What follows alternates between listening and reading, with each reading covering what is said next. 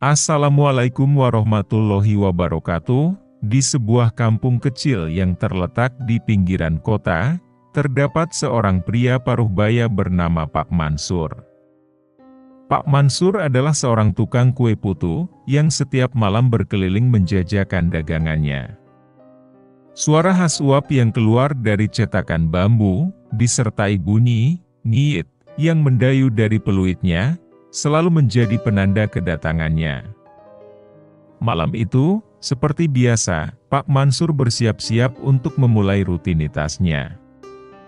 Namun, ada yang berbeda malam itu. Kampung senja, yang biasanya hangat dan ramai, terasa lebih sunyi dan dingin. Angin bertiup lebih kencang dari biasanya, menyapu dedaunan kering di sepanjang jalan. Matahari yang terbenam meninggalkan langit dengan semburat oranye yang perlahan-lahan berubah menjadi kelam. Pak Mansur merapatkan jaket lusuhnya, lalu mengambil troli kayu tempat dia menyimpan semua peralatan dan bahan-bahan untuk membuat kue putu. Dia mulai menyusuri jalanan kampung, melewati rumah-rumah yang kini tampak seperti bayangan hitam yang menatap hampa ke arahnya. Suara "ngiit" dari peluitnya terdengar sayup-sayup di kejauhan, memecah keheningan yang seolah mencekik. Pak Mansur terus berjalan, berharap ada anak-anak atau warga yang memanggilnya untuk membeli kue. Tapi tak ada satupun yang keluar. Biasanya, beberapa anak-anak akan berlari mendekat, wajah mereka berseri-seri menunggu kue putu hangat. Namun malam ini, tidak ada. Hanya angin yang terus berhembus, membawa suara gemerisik daun yang bergesekan di atas tanah. Setelah berjalan cukup jauh, Pak Mansur mulai merasa cemas. Kenapa sepi sekali malam ini?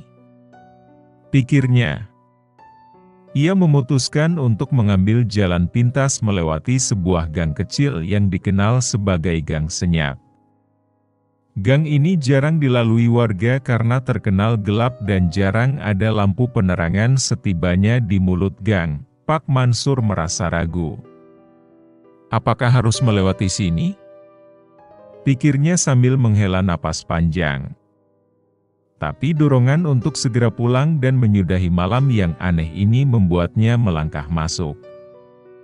Gang Senyap terasa lebih menyeramkan dari biasanya. Bayangan pohon-pohon besar di kedua sisi jalan tampak seperti tangan-tangan hitam yang mencoba meraih apapun yang lewat. Di tengah perjalanan, Pak Mansur mulai mendengar suara-suara aneh. Suara langkah kaki kecil yang terdengar dari belakangnya. Tapi setiap kali dia menoleh, tidak ada apa-apa di sana, hanya kegelapan yang menelan pandangannya. Pak Mansur mempercepat langkahnya, berusaha untuk keluar dari gang tersebut secepat mungkin. Namun, saat dia hampir mencapai ujung gang, sebuah suara lembut memanggilnya. "Pak! Kue putu, Pak!" Pak Mansur terhenti. Suara itu terdengar seperti suara seorang anak kecil, lembut namun menggema di dalam gang yang sepi itu. Dia menoleh, mencoba mencari sumber suara. Di sudut gang yang gelap, terlihat bayangan seorang anak perempuan, sekitar usia 7 tahun, berdiri dengan wajah tertunduk. Pak Mansur sedikit lega melihat anak itu. "Oh, kamu yang mau beli kue putu?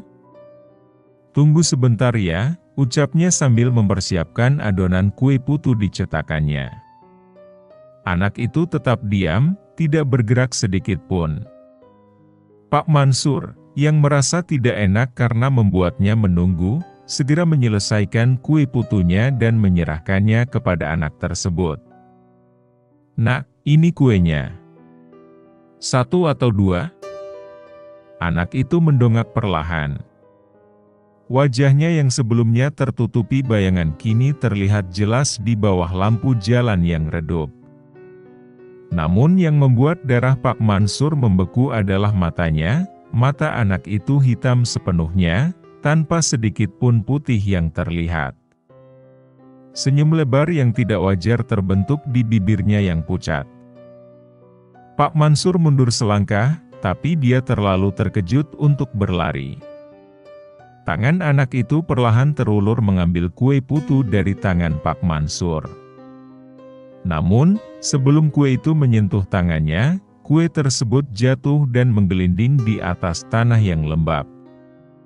Anak itu menunduk lagi, dan Pak Mansur melihat sesuatu yang lebih mengerikan, kaki anak itu tidak menyentuh tanah. Anak tersebut melayang beberapa inci di atas tanah yang becek. Jantung Pak Mansur berdebar kencang. "Maafkan saya, Nak, saya harus pergi sekarang," katanya dengan suara gemetar, tapi kakinya terasa kaku, seolah-olah akar-akar dari pohon di sekitar gang tersebut menahannya di tempat. Anak perempuan itu mendongak lagi, kali ini dengan tatapan marah. Suara lain tiba-tiba terdengar dari ujung gang. Suara yang lebih serak dan dalam, seperti suara seorang wanita tua. "Jangan takut, Pak. Kami juga lapar, sudah lama tidak ada yang lewat sini." Pak Mansur menoleh ke sumber suara itu dan melihat seorang wanita tua yang muncul entah dari mana, wajahnya keriput dan matanya berkilau dengan cara yang sama seperti mata anak perempuan tadi. Wanita itu mendekat, mengulurkan tangannya dengan kuku-kuku panjang yang menguning. Tanpa pikir panjang, Pak Mansur menjatuhkan troli kue putunya dan mulai berlari. Dia tidak tahu arah yang dituju, hanya ingin menjauh dari tempat itu secepat mungkin. Napasnya tersengal-sengal, dan kakinya terasa berat seolah-olah ditarik ke bawah oleh kekuatan tak terlihat. Dia terus berlari, menyusuri gang-gang gelap yang semakin sempit. Bayangan-bayangan tampak bergerak di sudut-sudut matanya, dan suara-suara mengerikan menggema di telinganya. Sesekali, dia bisa merasakan sesuatu yang dingin menyentuh bahunya, seperti tangan yang berusaha meraih dan menariknya kembali ke dalam kegelapan. Akhirnya, setelah apa yang terasa seperti berjam-jam, Pak Mansur berhasil keluar dari gang itu. Dia terhuyung-huyung ke jalan utama yang terang benderang dengan lampu jalan, napasnya terengah-engah dan keringat dingin mengalir di seluruh tubuhnya. Namun, ketika dia berpikir sudah selamat, dia mendengar suara lain. Suara tawa kecil yang terdengar nyaring di belakangnya. Dengan gemetar, Pak Mansur menoleh dan melihat anak perempuan tadi, bersama dengan wanita tua itu, berdiri di ujung gang. Mereka tersenyum lebar, memperlihatkan gigi-gigi tajam yang tidak seharusnya dimiliki manusia. "Kembali lagi ya, Pak," kata wanita tua itu dengan suara yang bergema di kepalanya. "Kami akan menunggumu." Pak Mansur tidak berkata apa-apa, hanya bisa menatap dalam ketakutan. Dia kemudian berbalik dan berlari sekuat tenaga, meninggalkan troli dan peralatan kue putunya di belakang. Sejak malam itu, Pak Mansur tidak pernah lagi berjualan kue putu. Troli kayunya ditemukan warga kampung keesokan paginya, tergeletak di mulut gang senyap, dengan sisa-sisa kue putu yang sudah dingin dan basah. Tidak ada yang tahu apa yang sebenarnya terjadi malam itu, dan Pak Mansur pun tidak pernah menceritakannya kepada siapapun. Kampung senja kembali seperti biasa, namun gang senyap kini semakin dijauhi warga. Orang-orang yang lewat dekat gang itu mengatakan bahwa mereka masih bisa mendengar suara peluit kue putu yang samar-samar, terutama saat malam semakin larut.